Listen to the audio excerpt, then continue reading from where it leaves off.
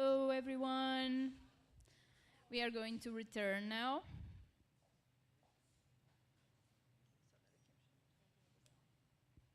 Okay, welcome back. Now we have Sonia Fernandes, who is a social entrepreneur, consultant, and educator, and the founder and CEO of Pista Mágica. With over 30 years of experience in volunteering, she has worked nationally and internationally with organizations such as the United Nations and the European Union.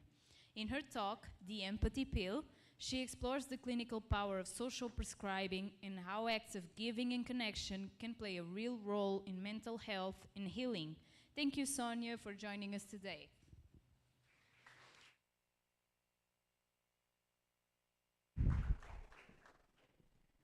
Hi, you all. Close your eyes for a moment. Imagine you are seeing someone that stubbed their toe. You flinch, right? Or you see a child crying. Your throat tightens. Yes, this is called empathy. But actually, what I found is that empathy can become a burden from my experience. Those who are really empaths, who feel the pain of others, we feel real bad when we can't do nothing about it. And social media as it is nowadays, what does it happen? We are observers of the suffering, all the wars, all the tragic events that happen in the world, and we are only watching in our phones or our PCs. So empathy, it's an amazing thing, but by itself, it doesn't do anything. So I call that passive empathy, which can become a trap because we feel the uselessness of being in a world that we can do nothing about it. So empathy, I see it as a biological response. It's in our bones, it's in our chemical when we see someone that is passing through a bad time in life and we feel them. But why it becomes a trap? Because of that, what I've just said. We are brain-wired to activate, to have a role, to have an action when something bad happens, when someone is suffering. So that is something that the pharmaceutical industry can't solve because it's inside of us. So in my years of experience in volunteering, more than 30 years, I found that disturbing pattern of the empathy pity, and where the healthy ones take care of the broken ones. So we see help to the others as me in a good position who are helping others that are in a vulnerable condition. So it's not really, it's a vertical relationship. It's not a horizontal relationship. So when we can't do nothing about it, I believe that when you see only the one as a vessel of our help, that is giving more illness to the illness. If someone is healed, if someone goes to the doctor and say, I'm in pain, I'm suffering from this disease, and the doctor only has one solution, if I feel anxiety and depression, they will give you a pill, they will give you an antidepressant. That is actually the solution that the family doctors have nowadays to give to their patients. So empathy seen as a feeling to manage the doctor can feel that, and what I understand that empathy is not a feeling to manage, but is a muscle. And every muscle that doesn't exercise, what happens to it? It atrophies, right? So what empathy is a muscle that is not being exercised, and then we feel the uselessness, and that probably has a major role on the silent fuel behind the global mental illnesses nowadays. So Pista Mágica became, Pista Mágica is a school for volunteering for 18 years and brings something different to the table. It created, Pista Mágica Association created the supported volunteering methodology. What is that? Well, instead of the doctor only asking people, how can I help you? How can I help with your disease? The question may be, what can you do to help the world? The idea is to give patients a mission instead of only seeing them as the vessel of support of the doctor that they have in front of them. So the idea is that the patient becomes the hero, and through the empowerment of helping others through volunteering. And you may ask, so does it work, or is it only a good idea? How can volunteering help someone that is in a depression or suffering from anxiety? How can that be a solution for that illness? Well, in Valongo is a small town in Portugal up to north. Family doctors decided to, instead of only giving antidepressants, to also offer another pill. And volunteering was that pill. So family doctors prescribed volunteering to their patients that were suffering from anxiety and depression. And we conducted a clinical study that showed that the levels of anxiety and depression reduced in levels that we were really, really surprised. And what most struck me in this clinical study is that we didn't need a large number of hours of volunteering so the levels of anxiety and depression could be reduced. So this proves that volunteering heals the mind. And we could also say that there's this helper's high that is not only a metaphor, it's actually a chemical reality. So the most powerful medicine for the mind is actually inside of us. The empathy is the will to help, and volunteering is the action to take. And through volunteering, we feel powerful because we feel that we are making a change in others' lives at the same time that we are having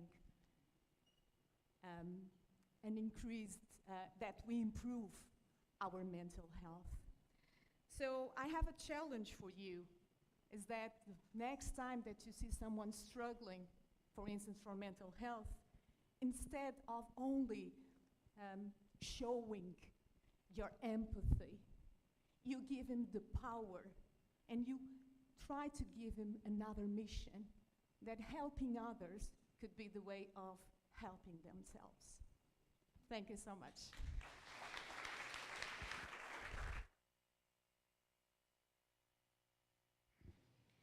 Can sleep shape the way we live?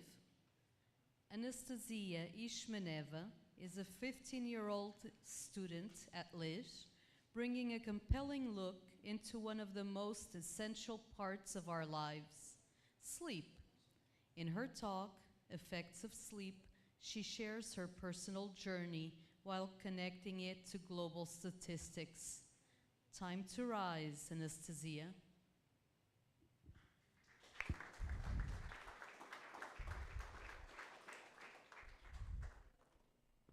Hello everyone.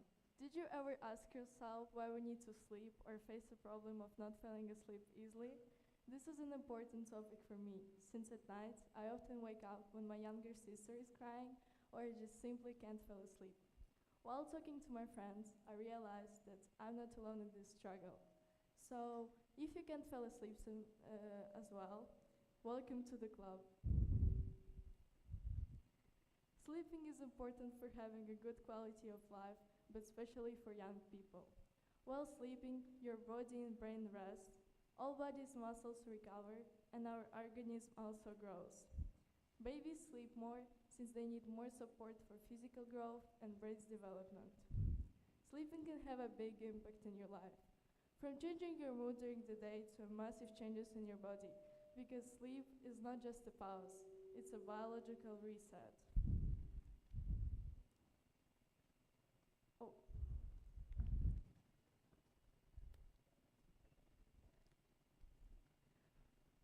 When I face the problem of not falling asleep, I start to stress out. Usually, I'm not able to fall asleep fast because of looking at the phone too late, or when I think about one or several situations that happened to me during the day. It's insane that at night I overthink everything. Sometimes I even have some songs repeating inside my head, which is also annoying. I realized that sleeping less than 8 hours per night makes me less concentrated and changes my mood during the day. At night, I start to think that I'm the only person in the earth who is awake so late. It's a cycle many of us know too well. Most people face problems with sleep or general insomnia. It's extremely common, affecting roughly 1/3 of adults worldwide who experience symptoms at least once a week. Roughly 10 to 15% suffer from chronic insomnia, a more severe and a long-term condition. So it's not just you, it's a global problem. You can understand how many hours you should sleep by the feeling you get during the day. Your body always gives you clues if you listen to it. Commonly, adults need from 7 to 8 hours of sleep, while teenagers need from 8 to 10 hours, since their body is still growing. But this is just the average, and there are exceptions. Can you imagine that there are lucky people who only need to sleep from 4 to 6 hours per night? I'm not joking. Those are called natural short sleepers. The mystery of sleep is still far from being solved. This is a rare genetic and often inherited trait called short sleeper syndrome. But most of us are not like them, unfortunately. Now I'd like to share with you some easy ways to fall asleep fast. I'm gonna be honest with you, I've tried most of it. Sometimes they help, but sometimes don't. Firstly, we have the first 7-8 breathing method, which is when you exhale completely, inhale for 4 seconds, hold for 7 seconds, and exhale for 8 seconds. You can also try the military method, or even progressive muscle relaxations. You need to tense your toes for 5 seconds, then relax from 10 to 20 seconds, moving up to your face. If it doesn't help you, you can try brain dumping or journaling, or try visualization, maybe it helps. To improve your general quality of sleep, you've got to follow these long-term habits. Firstly, keep the room temperature cool to signal your body that it's time to sleep. Block light and sound. Avoid using your phone at least 30 to 60 minutes before going to bed, since light reduces melatonin in your body. And try monotherapy. Use scents like lavender to promote relaxation. Sleep doesn't just affect how you feel. It can affect how long you live. For teenagers, if they have a short sleep or a very short sleep, their life expectancy can go down by 3 years. But on the other hand, for adults, if they have a long sleep or a very long sleep, their life expectancy can go down by 2.8 years. If teenagers don't get enough sleep, It can cause problems with learning, concentration, and can cause heart problems. For adults, not getting enough sleep is harmful, but often sleeping too much, more than 9 hours, can be a concern. It is often linked to lack of physical activity and hidden health problems, which can increase the sign of an early death. Sleeping is one of the most important parts of a healthy and a balanced life. Getting good quality sleep improves our mood, concentration, and even life expectancy, while poor sleep can cause stress and serious long-term health problems. That's why building healthy sleep habits and listening to our body's needs should be a priority to everyone. Thank you.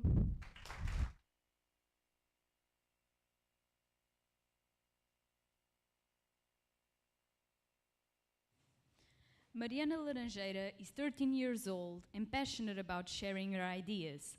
Known for her humor and self-awareness, she proudly calls herself the Queen of Procrastination. In her talk, Procrastination, the Battle Inside Our Brains, she explores the constant struggle between motivation and delay, offering a relatable look at why we procrastinate and how our minds work in those moments. It's time to stop procrastinating. Please welcome Mariana.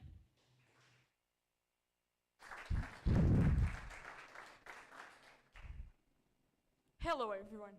Does someone in here procrastinate? Well, if you think you procrastinate, it's because you haven't met me. I'm Mariana, the queen of procrastination. Let me ask you a question. Have you ever opened your laptop to start homework and somehow ended up cleaning your entire room instead? Or told yourself, I'll start in 5 minutes, and those 5 minutes turned into an hour? Why do we do that? Why do we delay things we know are important? Before understanding why we procrastinate, let's first understand what it really means.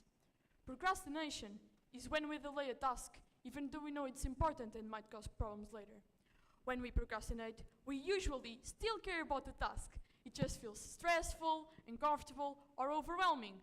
So, instead of facing that feeling, our brain chooses something easier and more enjoyable, like checking our phones. Procrastination isn't laziness. It's caring, but avoiding discomfort. We're not avoiding the task. We're avoiding the feeling or emotion it creates. Let me tell you about a moment that probably sounds familiar. You come home after a really long day. Maybe school is stressful. Maybe you had a bad day or you're just tired. But you remember, you have a test tomorrow or a task you still need to finish. You tell yourself, okay, I'll just relax for a few minutes. So, you open your phone. Maybe it's TikTok, Instagram, or something else. You start scrolling. One video, then another, and another. Before you realize it, an hour has passed. Now, the task is still there, but instead of feeling relaxed, it feels stressed. The deadline is closer, the work feels bigger, and you start wondering, why didn't I just start earlier? That moment, avoiding something, and then feeling worse about it, that's exactly what procrastination looks like. But what is actually happening inside our brains when we procrastinate? Inside our brains, there are two systems competing. One is the emotional system, which wants quick rewards and comfort, and the other one is the decision-making system, which focuses on long-term goals. The problem is that the emotional system is stronger in the moment. So, when you have to choose between studying or scrolling on your phone, your brain often chooses what feels good now instead of what feels good later. This is also influenced by dopamine, a chemical related to pleasure. Activities like social media give quick bursts of dopamine, making them really tempting, while studying gives a reward only later when you receive the mark. But have you ever thought that procrastination is not only about brain chemistry? Sometimes the reasons are deeper. One of the biggest reasons is fear of failure. When you are afraid you won't do something well, you may avoid starting it. Another reason is perfectionism. When you feel that every single thing has to be perfect, even starting can feel overwhelming. So, procrastination is not about laziness, it's about feeling stressed or overwhelmed. Understanding procrastination taught me something that I believe it's really important. empathy. When we see someone procrastinating, we often look at them and say, oh, they're just lazy.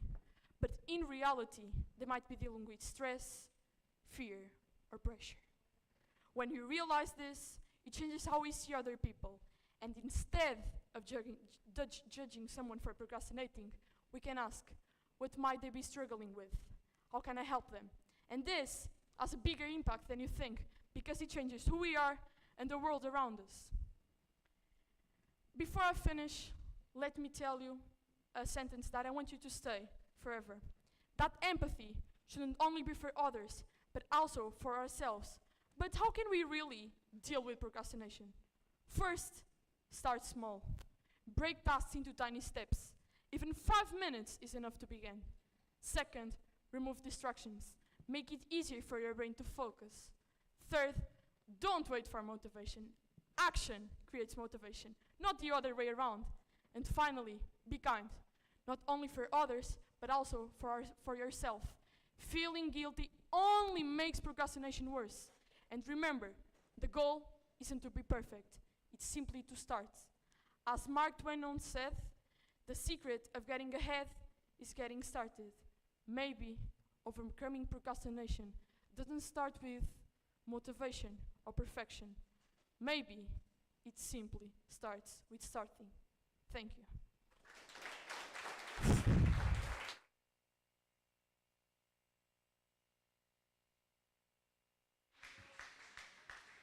Maria Burpee is an American entrepreneur, marketing consultant, and startup coach living in Portugal, and a venture partner at Transatlantic Highway Ventures. Having lived in 3 countries, she is now raising 3 curious and adventurous children in Leiria. In her talk, Rediscovering the World, she reflects on how curiosity, questioning assumptions, and asking why are essential not only in entrepreneurship, but in staying human in an age of easy answers. Please welcome Maria Burpee.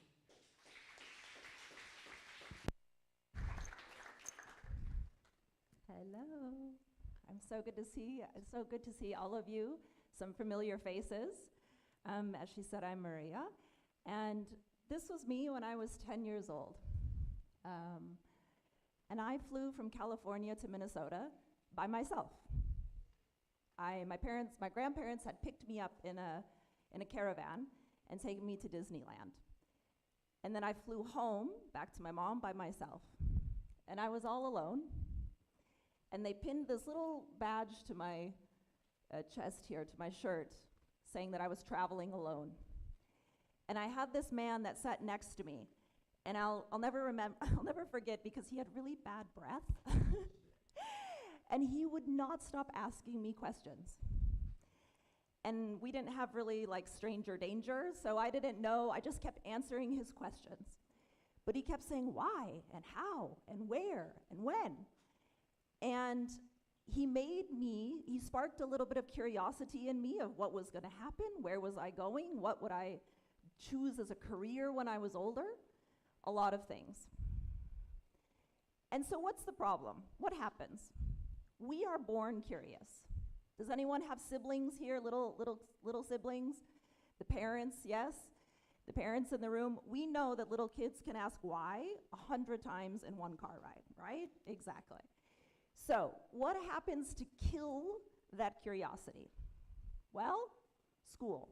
Now, even wonderful schools like Liège. My kids grew up at Liège, and I love Liège.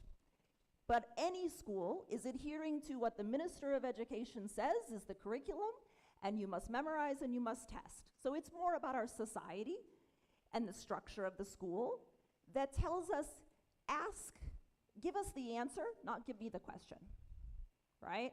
I don't want you to necessarily ask better questions. I want you to give me better answers, right? So sometimes our society, the way it's structured, has a way of squashing curiosity. Screens. We're all addicted. We're all zombies, right? Whether we like it or not, we are addicted to our screens. And we fill every quiet moment doing something. looking at something. And I'm not talking at you, I'm talking with you because I am the same, right? And we have these screens that prevent us from being curious. And we also have systems now. AI gives us the answer before we've even asked the question. Last night I was at book club and we were discussing the book, and there was this line in the book from Yeats, and it says, "Love is like a lion's tooth." Does anyone know what that means? So we thought about it and we talked about it, and she goes, "Oh, let me ask ChatGPT." And I said, "No." And I snatched her phone and I put it down. I said, "Let's just talk about it. Let's just think about it. We don't need to know the answer. Let's figure out, what does love is the lion's tooth mean ourselves?" So this question, why, that is really annoying when a toddler is asking you, is the only thing that we need to, is the thing that we need to hang on to stay curious, I believe. So there's 3 things we can do. Obviously, asking why is the fundamental primary one. Did you know that, and I put these little numbers here because I wasn't going to remember them, that an average the 4-year-old asks 300 questions a day. By the time you're an adult, that drops to just 20. Okay? So don't be afraid to ask why. Ask why, and then ask why again, and ask why again. And if someone tells you you're annoying or to stop asking questions, just say, "You know what? I'm curious." And I think that's a good thing. So keep asking why, and wander. And we've got wander and wonder. Wander. How many people walk down the street on their phone, put the phone away, and look up? My dad taught me something. He would take me out, and he would say, "Just look around you." And this was, I'm old because we didn't have screens and phones. But he would say, "Just look around you. What do you see? What do you notice?" And it was the most magical experience of just noticing, just wandering, traveling, exploring. Has anyone taken a trip where there was no agenda? Where your mom or your dad didn't plan every monument you were going to see, every restaurant you were going to try? You had no agenda. You went to a new city, no agenda. You just wandered the streets. So travel, look up, notice things. 7 hours. This is the idea that we spend 7 hours a day on our screens. How many hours a day do you spend staring up at the sky?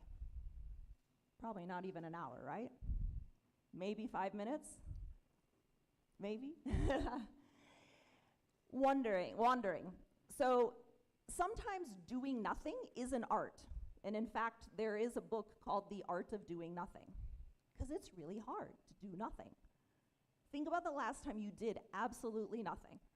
You were just still and quiet and staring out into the ether, into the space, right?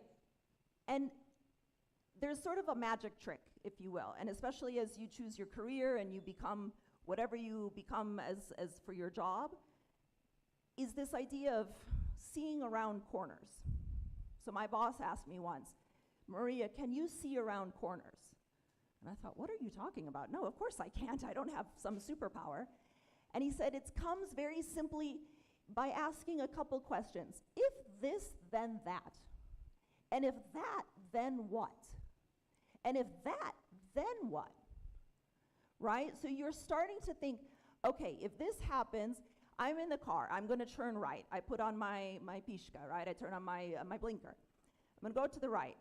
My brain is already thinking, is there someone in the crosswalk? Is there a car parked there? And I can see around that corner before, because my brain is thinking about it. And it's the same thing with curiosity, okay? Here's a scary fact. Did you know that 85% of people would prefer to receive an electric shock than sit alone by themselves for 15 minutes doing nothing? 85% of people would rather be shocked physically by electricity than sit and do nothing. Scary, no? I think. I meditate, so I'd be okay alone. But ask yourself, would you be okay or would you take the shock? So wonder is a muscle. And really, like anything, I suspect you guys are all fit and working out almost every day, right? But it's a muscle, and I think, as Sonia said this as well, right? It's a muscle, and as she said, it atrophies if you don't use it. So you have to actively cultivate and build this muscle. That was me in London, by the way. So why does this matter, right? Why are we all here today? Things like this make us question and focus on, and I know this sounds maybe cliche, but the future of humanity. Because what do we have left if the machines take over everything? Well, we have compassion, right? That makes us uniquely human. So just yesterday, I went to Lisbon to get to the US Embassy to get the kids' passports, and we parked under the zoo, and I opened the door into a man sleeping. And it shocked all of us a little bit. I was with Joaquin and Isela and Jordan, and it shocked them. Because in Leiria, we're a little bit fortunate in the sense we don't have so many homeless people in everyday sight. And so as we walked to the embassy, the kids were asking me, do you think he's cold? Do you think he sleeps here all day? Do you think he has food? Do you think he has a job? Do you think he has mental health issues? Do you think he needs money? What do you think he's gonna spend? And so they were just asking these questions. But it reminded me that compassion is just caring and curiosity about a person's experience. Creativity. How many people have a creative habit that uses their hands and no screens? Raise your hands. Okay? So creativity is about what could be, right? Music, I'm not a musician and you don't want to hear me sing, for sure. But art, ceramics, building something, woodworking, all of that creativity is like, what? It's that curiosity of what happens if I do that? What could this become, right? And connection, curiosity that turns into care. Why am I on this stage today? Well, my kids went to this school, and I know Francisco, who knows Luis, who connected me with TEDxLeiria, who asked me to be a mentor, who then asked me to speak. That connection is something so cool about us and humans that we should really hold on to that thing. So, things you can do to build curiosity. Be inquisitive. Ask why. Ask why, ask this, if this, then that. And keep asking. Don't be afraid to ask. And if someone, again, tells you you're annoying, stop asking questions, just keep going. Be adventurous. With people you trust, obviously, and when your parents feel you're ready to travel by yourself, you explore and you go with no map and no GPS in your pocket and no plans, and you go explore and you just find what's out there, right? Be still. Try to create stillness. And don't take the shock option. Take the be still option. Meditate. These girls look like they're meditating there. But stare at the sky, stare out the window, and just do nothing and be still. See what your mind comes up with. And be creative. That, for me, is like taking vitamins. Every day, do something creative, especially this idea of like analog life. We live so much in a digital life. Make sure you have like a balance between your digital and your analog, right? So go analog and be creative. This is me. When I came back from Disneyland, I had my Minnie Mouse ears, and I really feel like this idea of rediscovering the world and being curious, is the way it will be, but you have to ask why. You have to cultivate that curiosity and keep asking why. And that's it. Thank you.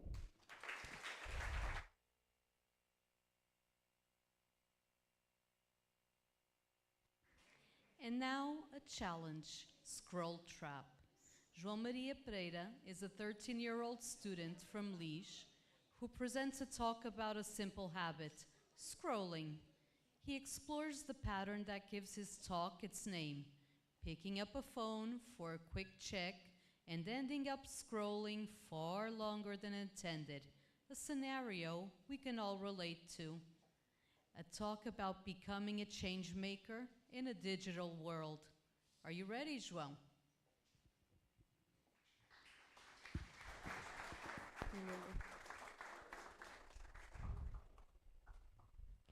So, yesterday I picked up my phone to check one message, and I ended up learning how to make muffins and a chimpanzee's night routine, and I still hadn't replied to your original message. I call this the scroll trap, and it's basically when you pick up your phone to do something and you end up doing something else. So, why does this happen? What is this? It's basically not about scrolling on your phone all day. And it's really not about feeling addicted. It's about being addicted. It's basically when you pick up your phone and you end up doing something else. Why does this happen? Well, for you it might feel automatic because your brain is so stimulated with dopamine that it just does it every single time because it's just trained to do it like that. You basically lose control. You start opening your phone every single time without thinking for no reason, and it just happens again, and again. So, last month, I lost my computer, and I really needed to find it because I had to hand in an important project. So, I picked up my phone, but then I suddenly noticed that my friend had sent me a message, and I needed to reply to it because it was urgent. Then I ended up texting him for half an hour, and only then did I remember, whoa, I need to find my computer to do my project. And I ended up missing the deadline because of being addicted to my phone. So from then on, I decided to change. I felt since then that I've been having no creativity, and I've been having less ideas for my projects because I've been using a lot of AI on my phone, and it's just really messing up with my mind. And yet, I still didn't feel satisfied because neither had I finished the conversation, neither had I done my project. So I was 50-50 about it. And, so I picked up some information about things that, how many ages use their phone, and surprisingly, it's ranked from youngest that uses more and oldest that uses less. And you might find yourself in the situation of spending around more than half of your day just scrolling on TikTok or Instagram, just for fun, not doing something productive. Well, I found out that teens use their phones 7 to 9 hours every single day, which is about more than half the time that they're awake. And then young adults, which is around 20 years old, which spend around 5 to 7 hours on their phone, which is still a lot. And then the adults, which is where it starts to calm down, which is 4 to 6 hours still, which is still quite a lot. And then the older adults, 5, which is the less. So, have you ever found yourself in the situation of asking, Mom, Dad, do you want to go outside? And they said, no. But you found out they weren't working. They were on their phone. Well, the facts don't lie. So, for me, your phone is useful, but it's not that bad. But you have too much control over it. You can just do anything, do everywhere, and no one's there to stop you.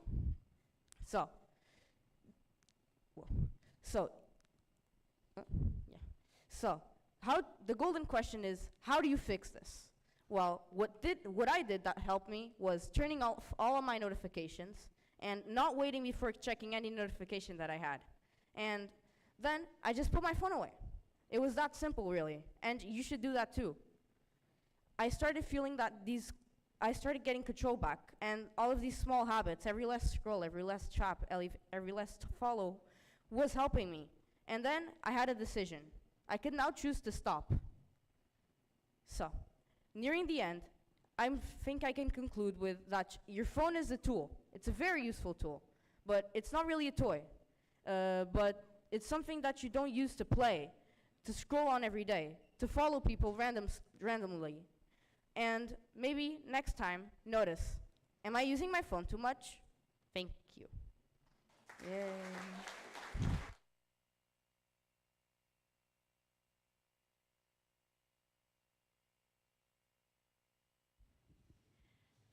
Manu is 14, going on 15, and has the courage to share her personal story in her talk. I'm glad I never met my grandpa. She reflects on family, identity, and the feeling of not quite belonging as she searches for answers about who she is. Let us immerse in self-awareness and understanding. Manu Hartman.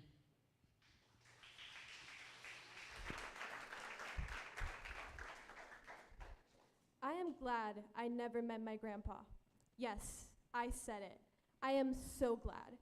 I never met him because my dad cut all contact with him before I was even born. But my whole life, relatives have told me that I'm the exact replica of him. Of course, you might be thinking, oh, I also never met my grandfather.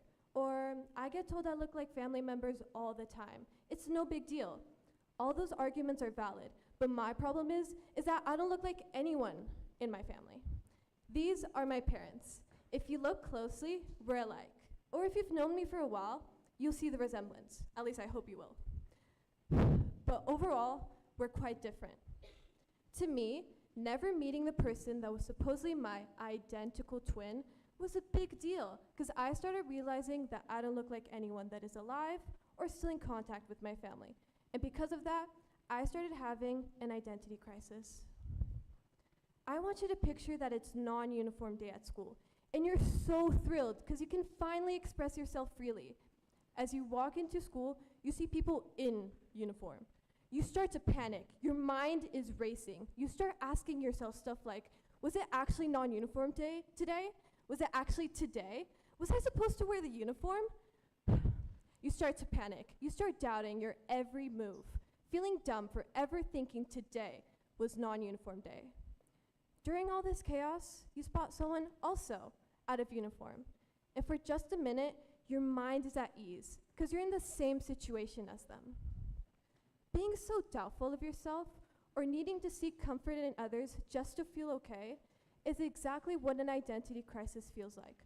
A long period of deep self-questioning or confusion of one's self-concept, personal values, life goals, and even personality. I try to find myself in other people. I found myself befriending different types of people just so I can start acting like them and even dressing like them, just so I could feel the comfort of knowing who I was. But that wasn't me.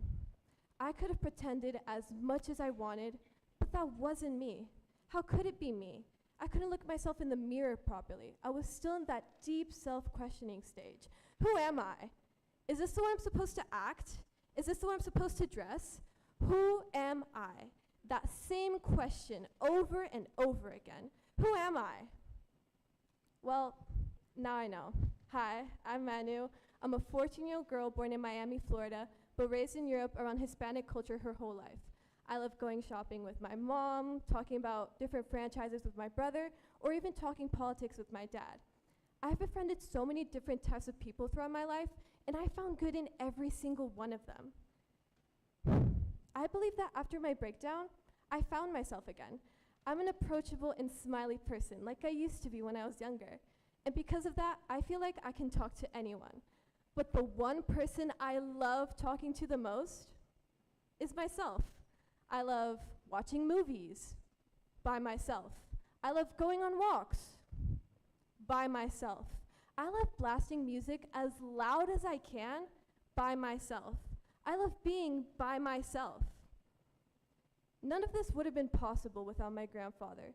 And before you start throwing the tomatoes or yada yada yada, I've never met him. Not once, not twice, not even as a baby. But somehow, his absence shaped everything about me. It's strange how someone who was never physically there could have such a strong impact on my life. The feeling of being connected to someone I didn't even know stuck with me. And I thank him for that. You know why? Because it pushed me into that identity crisis, made me question who I truly was, which led me to try to becoming different versions of myself or seek comfort in others just to feel okay. But all that searching, all that confusion led me right back where I needed to be. It forced me to face myself, understand myself, and eventually find out who I truly am. I spoke to my mom about this, and she told me about self-reassurance.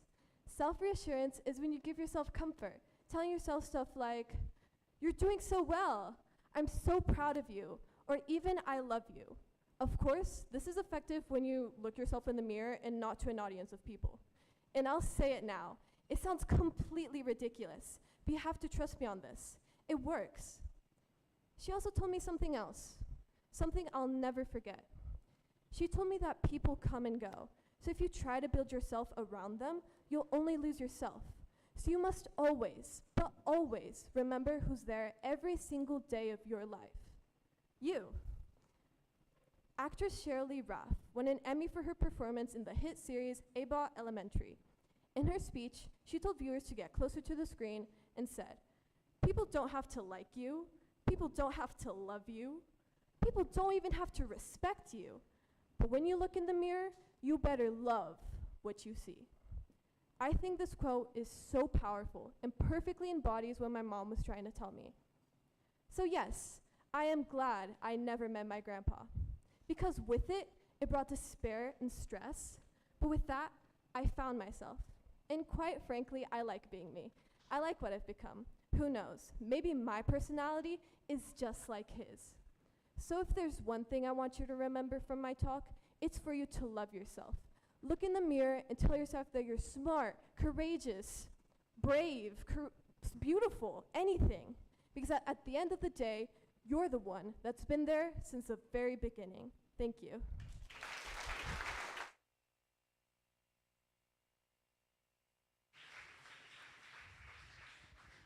We will now go on a short coffee break and we'll be back at 3:15.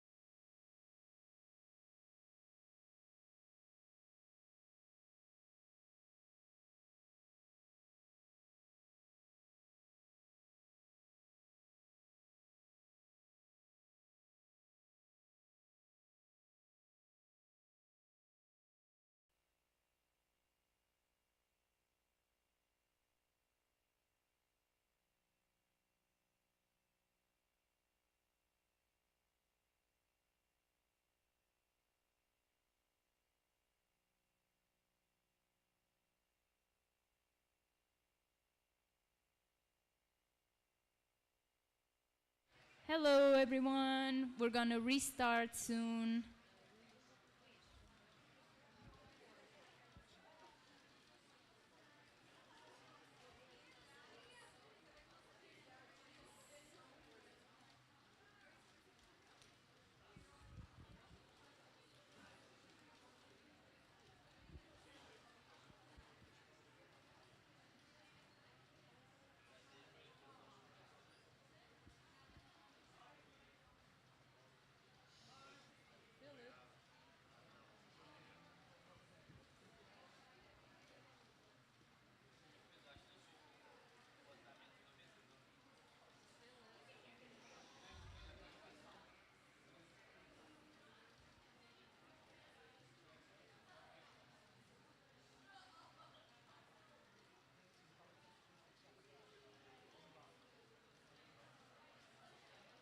Somebody will be with you in a minute to put that on, okay?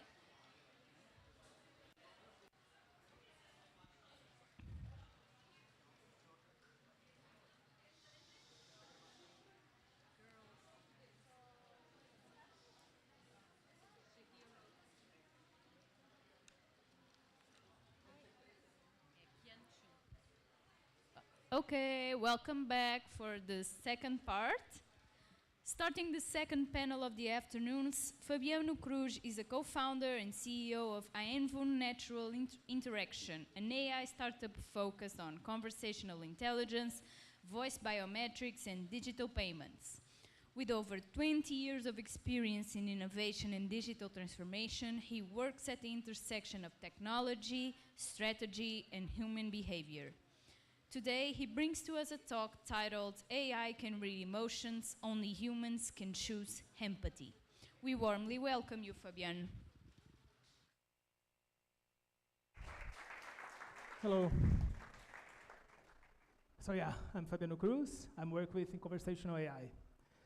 And I believe technology should adapt to people, not the other way around. And AI can read emotions, but only humans can choose empathy. Here's the paradox. AI responses were rated as more empathic in 13 out of 15, 15 in medical studies. So yes, machines are getting very good at sounding caring, very good at sounding empathic, warm, understanding. But sounding empathic is not the same as being empathic. And now, let me show you some AI models that are able to do this. What was your favorite band growing up? Oh, easy. Definitely the Beatles. I love their British accents and dry sense of humor, you know? Okay, yeah, I can see that. Let's try making you a voice. Hello, love. EV3 here. Dead glad to meet you. Go cry into your stale baguette. You sliver in love of undercooked fromage. You sound like you're having a good chuckle there. Let's break it down. Me is I. Ayude means help, and dissolver is dissolve. Then we have el cuerpo. Meet EV3, a voice-to-voice model that can create any voice and personality, produce high-quality speech, emulate 80-plus emotions implicitly or on command, all in under 300 milliseconds. Meditation can be a really great... Hang on, I'm trying not to wake anybody up. Just keep it down to a whisper, okay? Okay, I understand. Let's try that quieter now. So, once they're beautifully sauteed and smelling divine, we want to drain off any excess fat from the pan. Elspeth Stormslayer. She's this like super aggressive red-white powerhouse. Try EV3 today and see for yourself at demo.hume.ai. So natural, isn't it? It's a good player. It's a good module to build voice AI experiences. But here is the voice renaissance, because that happens because AI is so good to be more reading to signals. In voice systems, we can track more than over 80 dimensions of vocal expressions in real time. So that is machine, right? It's not a person. And it is important to understand this performance is not the same as empathy. It's literally mimicked, opportunity to understand people, but it's not the same to feel people. So that's another opportunity to understand a little bit more about technology right now. Hey, have you heard the big news? Hey, wait. Why are we just trying to add some drama, okay? Because the V3 API is now available. Imagine all the possibilities. Exactly. Ladies and gentlemen, it's time to start building. The 11v3 API and documentation is live now. Try it today with 11 Labs. Can you see it? So real.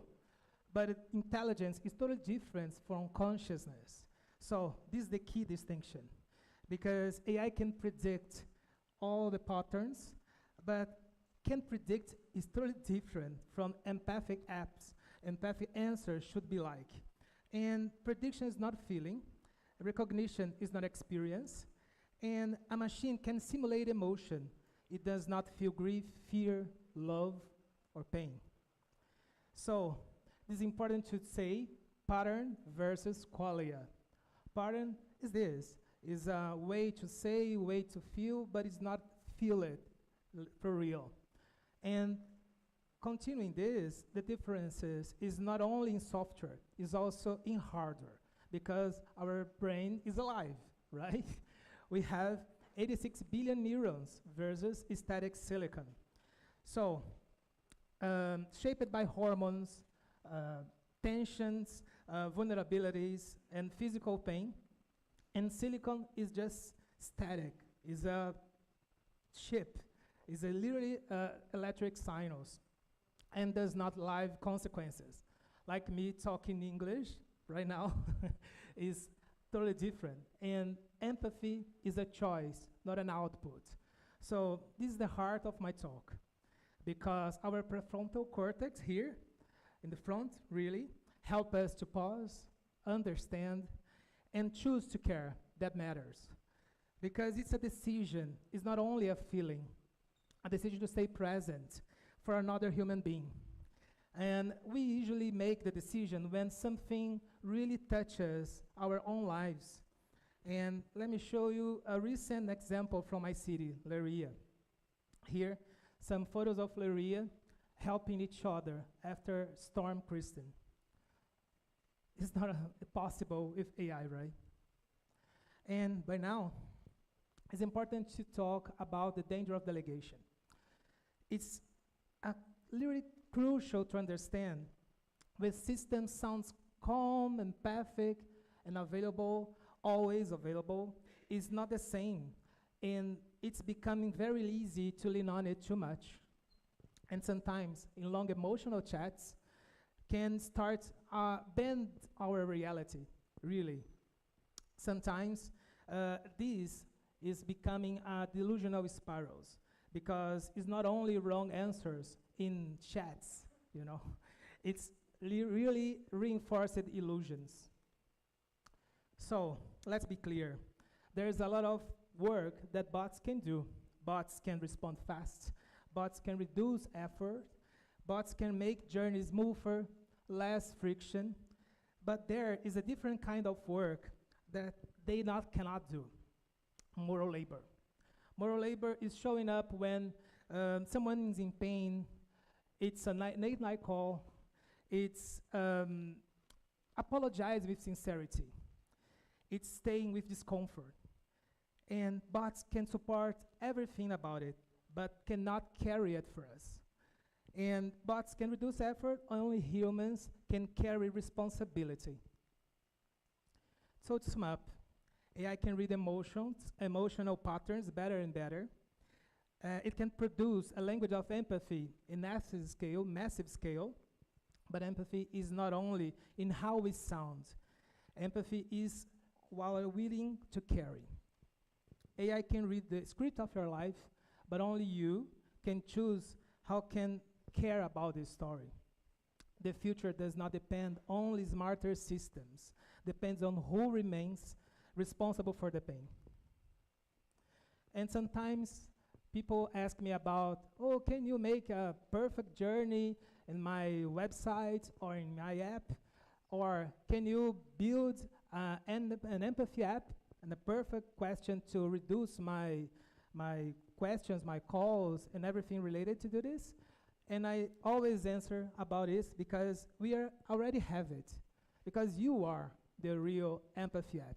because you understand that people connect people, and technology is not a means. It's literally the middle of the journey. It's not the end of the journey. So say yes, I believe in AI. I build and work with AI, including this presentation. And I believe it can help remove friction to make access more human-friendly. We can automate responses, but we cannot automate responsibility. AI can read emotions, but only humans can choose empathy. Thank you.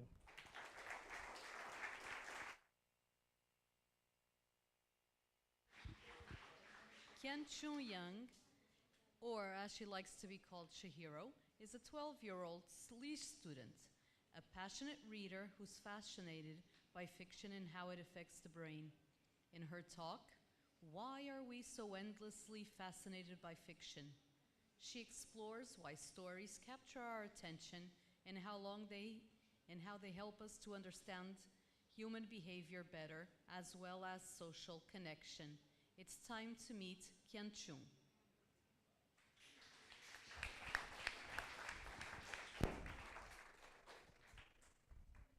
Oh, I don't need this. Hello. Okay. I know I should be studying, especially with school, but instead, I keep choosing to read at home. Right now, I'm reading several fiction series and literary fiction novels like the Odyssey or Circe. And fiction is distracting me from everything else. And that leads me to wonder, why are we so endlessly fascinated by fiction? And it doesn't really have to be books. It can be films, movies, or cartoons. I started thinking about this from my own perspective. I'm only 12, so it makes sense that I spend hours reading fiction because I'm a little bit childish. But then many adults stop reading stories altogether because they think it's a waste of time. And yet, why do some of us, regardless of age, spend hours reading about people who do not exist? If you look at the screen, you'll probably recognize at least one of these stories. Maybe even one you thought about long after you finished it. After reading,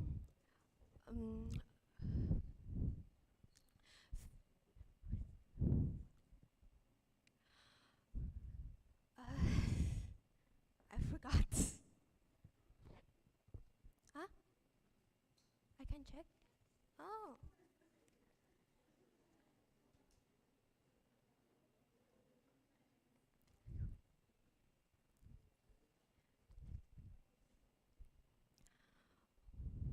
We know the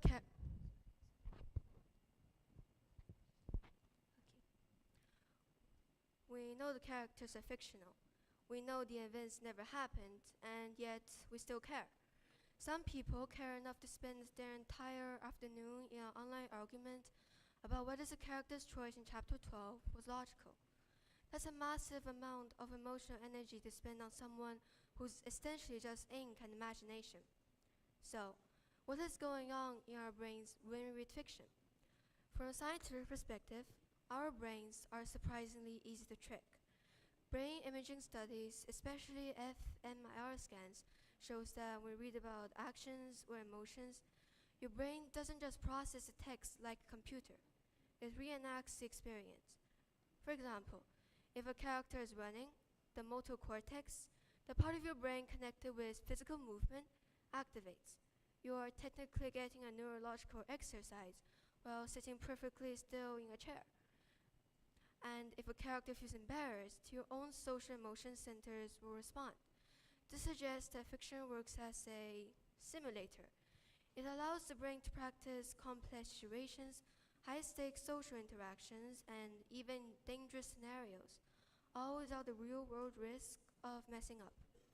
Psychology gives us another clue, a concept called theory of mind. Theory of mind is the ability to understand that other people have thoughts, beliefs, and feelings that are different from our own. It is our survival skill for social interaction. Without it, we won't be able to navigate a conversation, let alone a workplace or a classroom. In 2013, researchers David Carmer Kidd and Emmanuel Castano at New School tested whether reading fiction affects your social performance. They split participants into groups. Some read literary fiction, the kind of complex books where you have to guess what the other people are thinking, while others read nonfiction or popular thrillers, where the plot is a little bit more straightforward. The literary fiction group performed significantly better on tests designed to measure empathy and social decoding. Why? Because literary fiction doesn't explain everything. It doesn't say John was sad, for example, but this is exaggerated.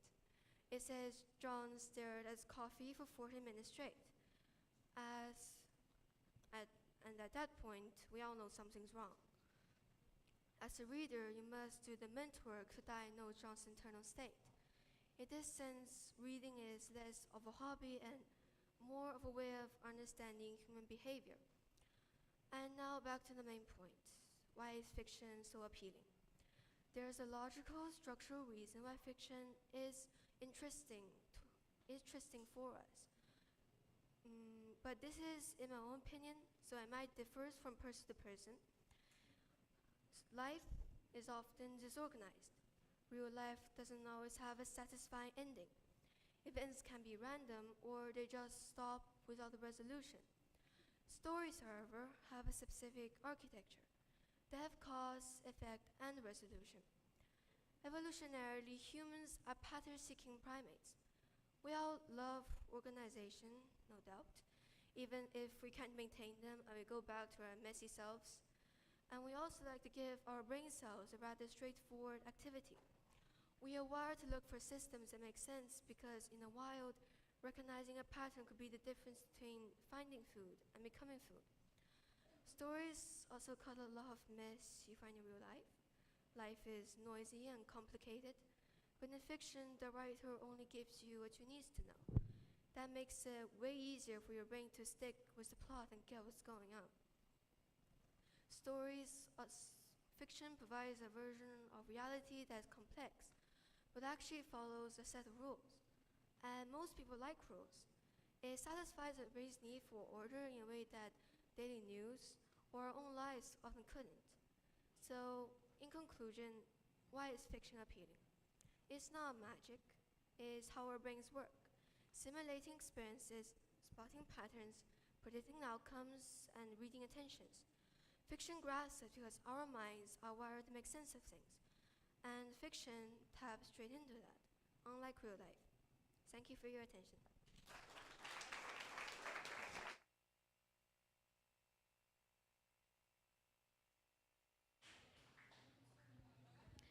Today, Audrey Higo will share her talk about humor from the perspective of a 14-year-old student, exploring the power of humor in everyday life.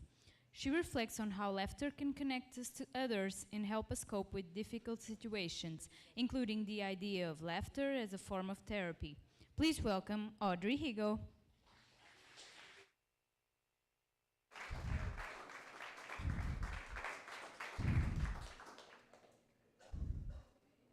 Have you ever wondered what makes you laugh? That little giggle that you have, what actually makes the body react that way? What actually makes something funny? That's what we'll be talking about in this TED Talk, Humor and Why It Matters. So how many have you at least laughed once today? And I don't just mean like a silly chuckle, like a real unforgettable full body laugh. Not many, I'm guessing, right? Well, humor therapy is also very, very powerful than you think it is. Laughter therapy, or also known as humor therapy, can happen when somebody goes through a very traumatic part of their lives and they need some way to cope with it. So here's how you can benefit according to the article in Sunshine Behavior Health. Primary care therapists, so the therapists who understand and decode what basically what makes you laugh. For example, they might prescribe to you to watch your favorite sitcom once a week, or favorite stand-up comedy, Mel Brooks, for example. Something that will actually get to make you laugh. How laughter can affect the body. When you laugh, it's an involuntary explosion in the lungs. The lungs need to replenish themselves with oxygen, so the air you breathe in. When you laugh, excuse me. So when you laugh, it's a voluntary explosion. That also releases the dopamine and oxytocin. Those are the feel-good chemicals released by your brain. And yes. So, how humor can affect our mental and emotional health. Laughter can strengthen social connections, improve our overall well-being, and especially improve emotional resilience. Making an inside joke, sparking a laugh, sparking a giggle can lead to a true, unforgettable, full-body laugh. Those moments we remember, and they are good for us, our mind, our body, and our emotions. When a comedian tells a story, he deliberately sets out to create attention in his audience. That part is the storytelling progress, which can result in an outburst of laughter. Replace aggression by sympathy for the same situation will no longer be comedic, but be empathetic. We can put ourselves in somebody else's shoes and understand what they're going through. We can chuckle at how misfortunate people can be, like, oh yeah, I understand what I did earlier, remembers what I did earlier, the same thing that they did. In laughter, we always find a silent expression to laugh and consequently correct our neighbor. I chose this topic because I'm very fond of it. I really love laughter and I love learning more about it. I got influenced by my dad, who's in the audience, and I love laughter so much, I love learning about jokes so much, that I actually went to the store and I bought a bunch of joke books. And I memorized the jokes to tell my friends at school. Thank you.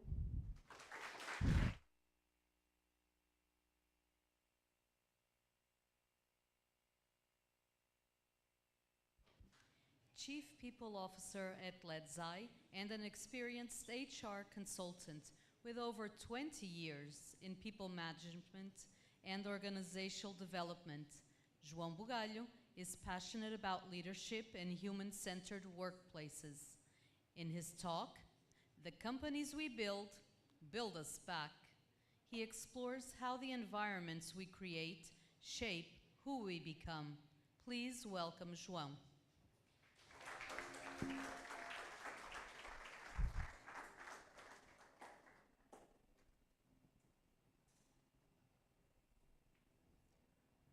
One of the questions I'm asked the most in my profession, due to the specifics of the companies I work with or the company I work with, is how do you maintain culture? How do you foster and how you improve the environment of your company? I always avoid answering this question, so I'm going to share this with you. I would like you to individually, probably closing your eyes, think about that one person in your life. Please do the exercise. It's going to be important in the presentation. Think about that one person that somehow changed your life. Think about that one person, one situation that made you feel really good, empowered, trusting yourself, believing that you could do. Retain that memory. Now, exactly the other way around, meaning one situation, one person that made you feel really bad. Not trusting yourself, feeling diminished, feeling that you could not be happy.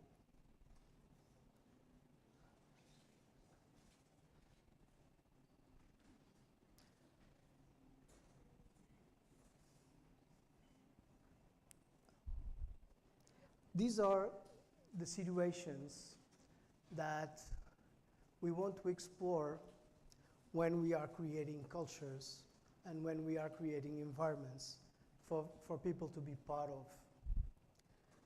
Would that be a company, a school, an association, a team, a group of people, whatever, your friends, your family?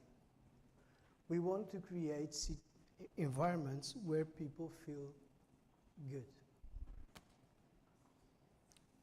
So, The first answer to that question is that culture slash environment is not what you write on your walls, company, school, whatever. It's how you make people feel. And the feelings that you allow people to have while they are part of your group, culture, company, team, family. This is really, really important. Stay stick with this idea. Let's go to the other side of the equation. I've been working with people-related matters, HR, human resources, people, consulting, whatever you want to call it, for 25 plus years in different industries, different companies, different cultures, different countries, different religions. When I was in university learning human resources, me and all my colleagues, we wanted to really learn the policies, the processes, the forms, the laws, the best practices. We wanted to focus on the processes. We wanted to master the process. Our company to have the best policies, the best ideas, the best perks, benefits, whatever. And while we do that, and while we had different companies with tremendously good environments written on the walls, I could assist that some brilliant people, brilliant professionals in those environments would fail.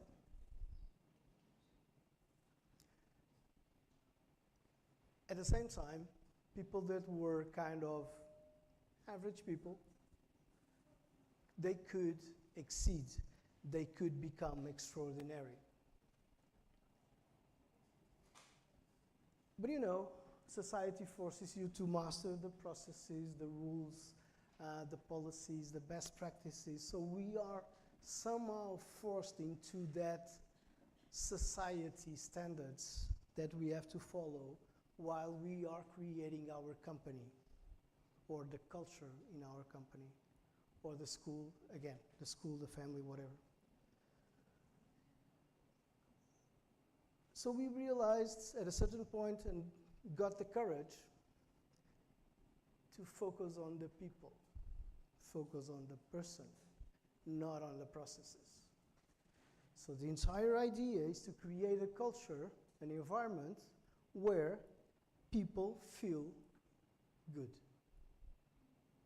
and practice that and improve that every single day and having the courage to change it if it's not working, having the courage to cut the losses fast.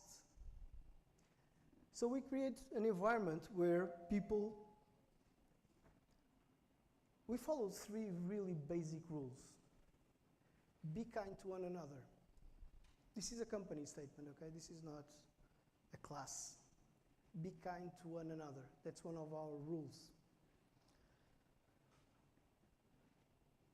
At the same time, have a growth mindset.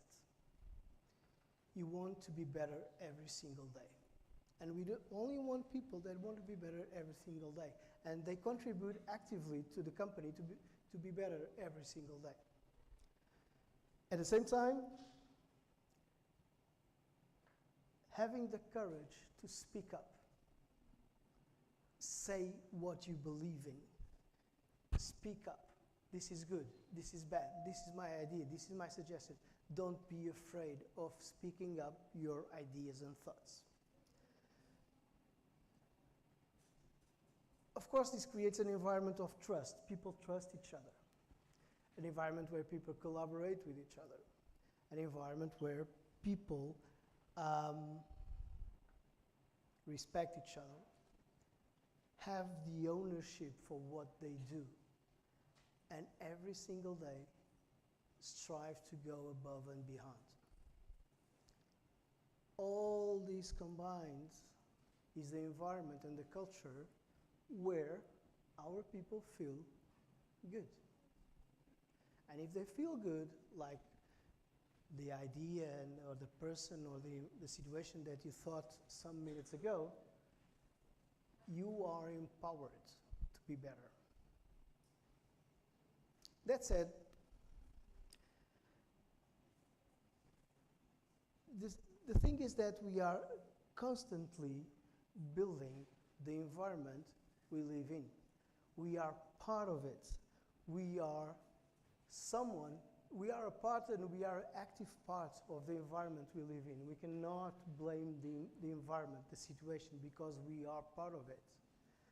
So my recommendation for you is that whenever in your life you have to move forward, choose wisely which environment you want to be part of. Because environments do shape us. They build us trust or not. They build confidence in us or not. They allow us to have dreams or not. But the thing is, you are responsible for the choice. We can choose the environments we are part of. So in the same way that we build the companies, the schools, the families, the associations, being part of that means that they build us back. And we can choose how we want to be built.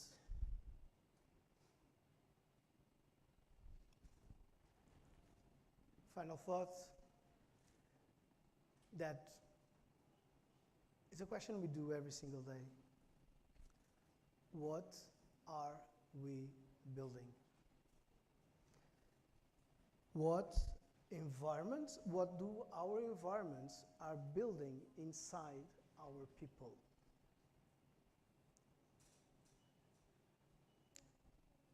While we're building companies, schools, families, they are building us back. And it's our choice. I hope I made you feel good. Thank you for your time.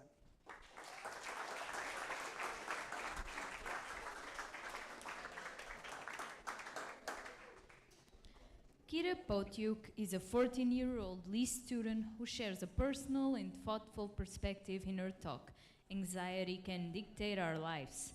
She explores how anxiety can affect people in ways that are often hidden behind a confident exterior. Through her experience, Kira invites us to look deeper, question what we see, and approach others with empathy and understanding.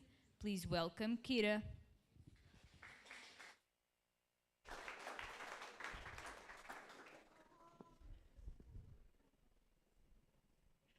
Have an important exam tomorrow.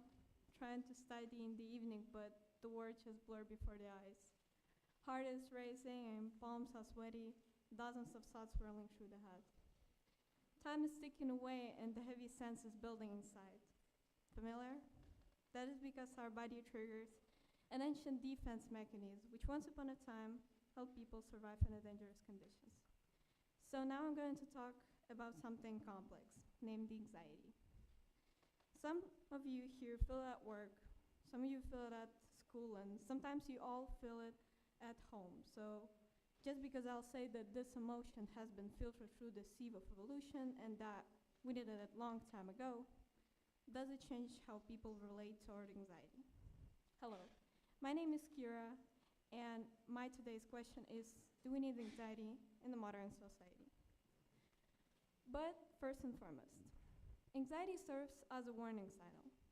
It helps people recognize potential danger on time, whether it's a physical or social situation, and prepare to take actions. Anxiety also plays an important role in motivation. A mild sense of anxiety can encourage a person to prepare for the exam, to meet deadlines, and be more responsible at work and daily life. But modern people have not had enough time to adapt to these conditions of constant stress. And yeah, about the warning signals.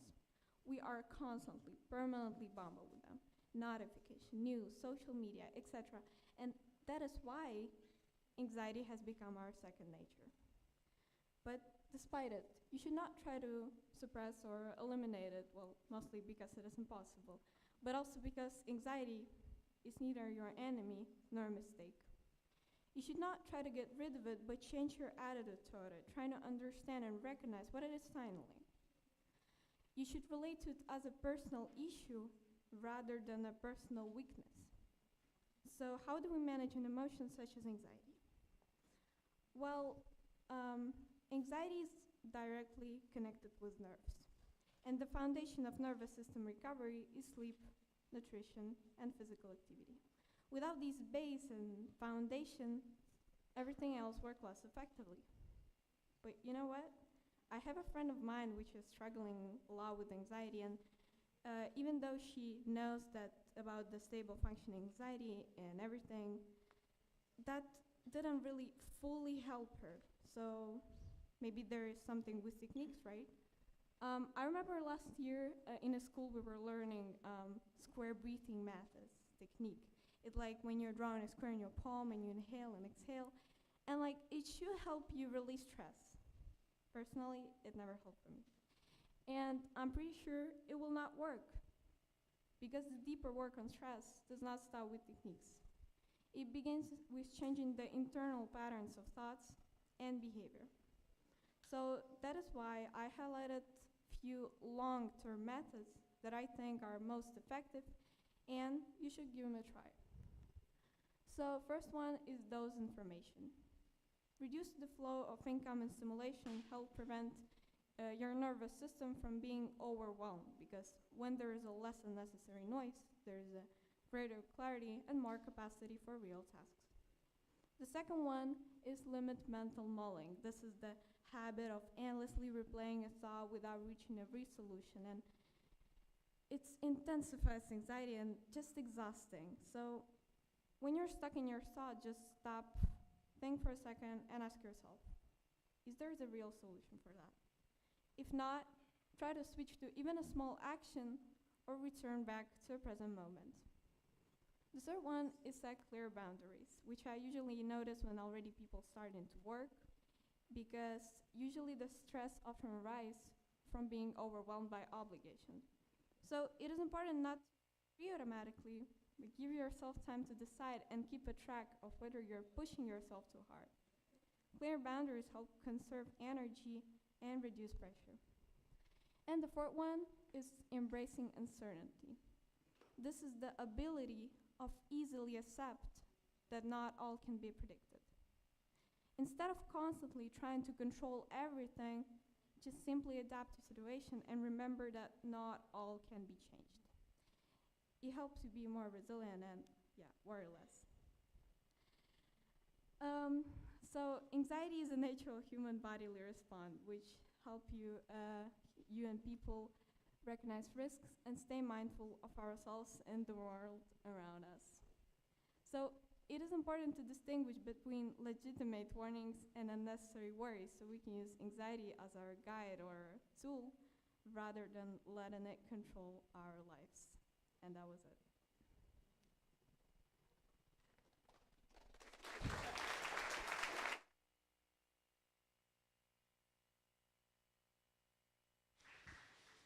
Why, at just 13 years old, Shazeen Mazari reflects on how beliefs are often inherited and how fear can shape faith.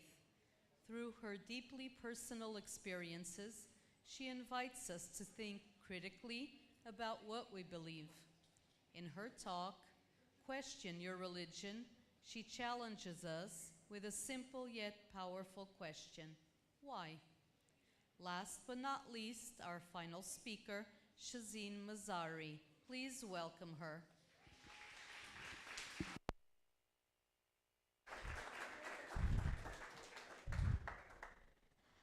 Religion is usually described as a personal thing, something meaningful, something deeply individual.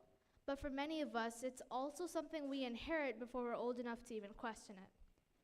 Where we're born and who we're raised by, it all has some sort of way, some sort of way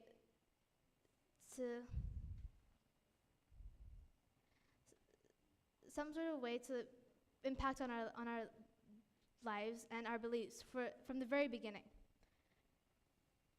Within minutes of being born, our name, nationality, and even our religion are decided for us. And then we will spend the rest of our times alive desperately defending things we never even chose, unless we stop and ask why.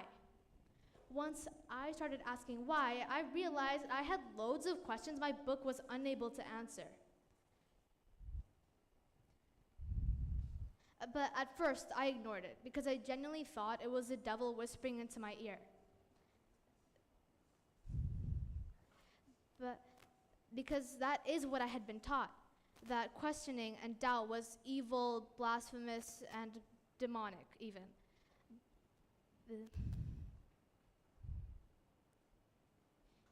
Demonic even. I had been taught that questioning would lead me astray. But these questions were never coming from a little guy on my shoulder with horns and a tail. These questions were coming from somewhere already deep within me. But these were thoughts I didn't think I was supposed to have. I'm using the word think a lot, right? But thinking a lot definitely had its consequences too. Thoughts of hellfire and eternal suffering consumed me. It was always somewhere there in the back of my mind. But that was until I thought, what kind of God does that? What kind of God creates some people just for the sole purpose to suffer? Why would God test your faith to begin with? Why would God create some people who feel trapped in their own bodies and then punish them for trying to live in a way that feels right? If God was everything we worshipped him to be, then why is he so hard for some people to find?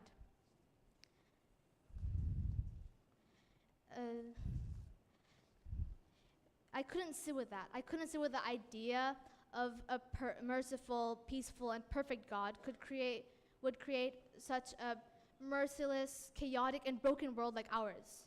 I couldn't sit with the idea, the fact that I pushed away every single doubt and every single question, thinking there was something deeply wrong with me. People told me that religion was personal. But when I had questions, they all had something to say, and they definitely were not answers, further making me feel like there was something deeply wrong with me. But I realized I was searching for answers in a place I would not give them. I realized that if one single question could shake my entire faith, then what was my faith exactly built on? The answer is totally fear. I had a friend, and I asked him for help and opened up to him, right? Expecting reassurance or at the very least understanding. But what I got instead was, if you're unsatisfied with the truth, then don't ask at all. And hearing that from someone I really, really respected felt really jarring and almost surreal. People had taught me that questioning was diabolic, that it was something horrible and to be feared, and just to be pushed away and labeled as a devil. But that was because they had been taught the same exact thing. But why should it be that way? Why is it that we will criticize anything? Politics, philosophy, and even other people's ways of living. But when it comes to religion, it's just crickets. I remember scrolling online the other day and coming across a post that was like just a hot take on Christianity, just a discussion basically. And then there was a comment that said, being able to question God is proof of his mercy, and I cringed, like full on grimace. Because is that really some people's idea of mercy? And it's not just one comment online, and it's not just one religion. It's a whole pattern of how religion and its reputation is more protected than the people being affected by it. And that's where I realized how deeply fear was ingrained into belief. Pascal's wager is the idea that believing in God, even though it doesn't really align with your beliefs, is seen as the more safer option. That because if God does exist, then belief is rewarded. But if he doesn't, then the loss is supposedly small. And for some people, it could make sense. But that's only because of fear. What is religion without fear? Is it truly possible to love God even when punishment is mentioned in every single page and in every single book? What I had definitely was not belief. It was just fear disguised as belief. But I think questioning should be encouraged because I can't help but wonder, what would have happened if I let myself ask those questions? What would have happened if I indulged in those questions? What opportunities could I have found? Study other beliefs. Look into your own. Don't just follow blindly. Because if you look into other beliefs and still believe the same thing, then that's real conviction. It will only strengthen your initial faith. But if you look into other beliefs and question your own, and your whole idea of your own religion, but if your belief changes when you question it, then there isn't something evil within you. It's not some demon, or it's not something wrong with you. It's just your first time thinking without fear. This is not an atheism versus religion conversation. I'm not here to give you permission, because you should not need to ask to doubt. Thank you.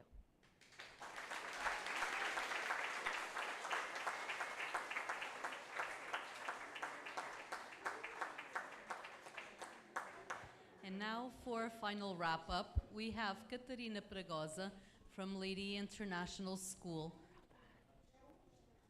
Thank you.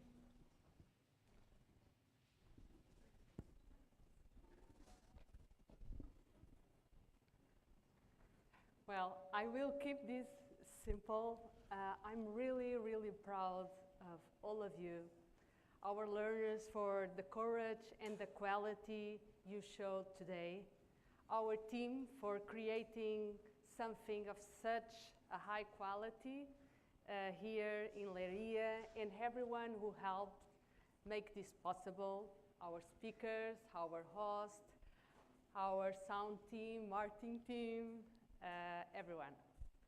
This is what happens when we build something together, and that connects with ourselves, with purpose, with intention.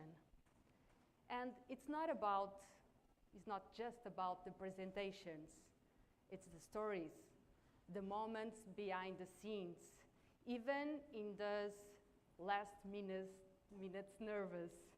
That's what makes this truly special. So thank you all.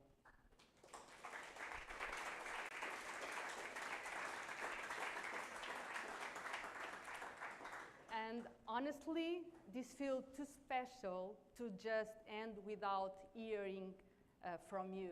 So before we close in just one word. What